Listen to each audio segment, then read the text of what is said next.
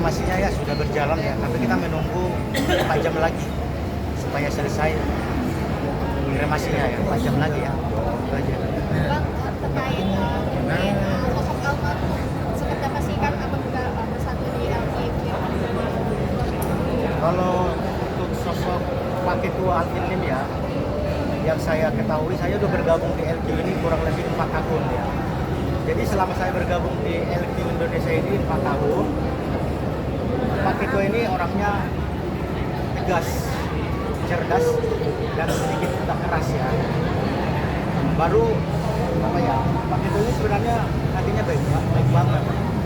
Misalnya saya melakukan kesalahan, nggak mungkin ya selama 4 tahun saya nggak salah ya. Saya pernah melakukan kesalahan yang menurut saya itu fatal ya. Bang, HP-nya bang.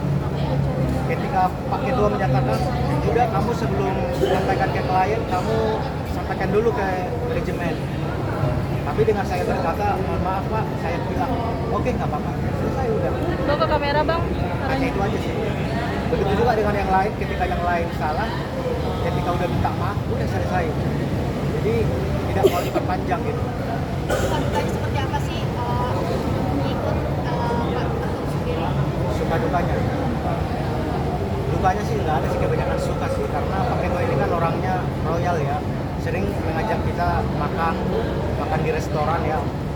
Sering juga tiba-tiba nanti ketika bulan tua kita dibagi-bagi misalnya 50 juta kita bagi-bagi semua. Jadi kan tiba-tiba dapatnya lumayan 1.500.000 per orang kan lumayan banget ya. Jadi komisinya hampir mendekati 3 kali gaji lah. Maksudnya hampir, misalnya ini kan gaji admin paling rendah 5 juta ya. Bagi mereka udah komisi 1.500.000 itu udah besar ya. Jadi itu kebaikan dia, sering bagi-bagi uang. Berarti kan cukup royal Almar sendiri sama Sandido. Royal banget kepada kita semua. Sering ngajakin makan. Selain itu misalnya juga royalannya, apalagi si bapak mungkin yang diingat sama Sandido. Jadi kalau Pak Ketua itu mengajar kita ya cara-cara strategi marketing itu. Sebenarnya Pak Ketua itu marketingnya yang oke banget ya. Yang bisa meyakinkan yang sehat. Jadi kita diajari strateginya. Misalnya dari ini semua, jadi kita jadi pintar di Indonesia ini. Begitu juga dengan keuangan, kita diajari bagaimana cara pengelolaan uang itu supaya tidak bangkrut. Kita diajari semua.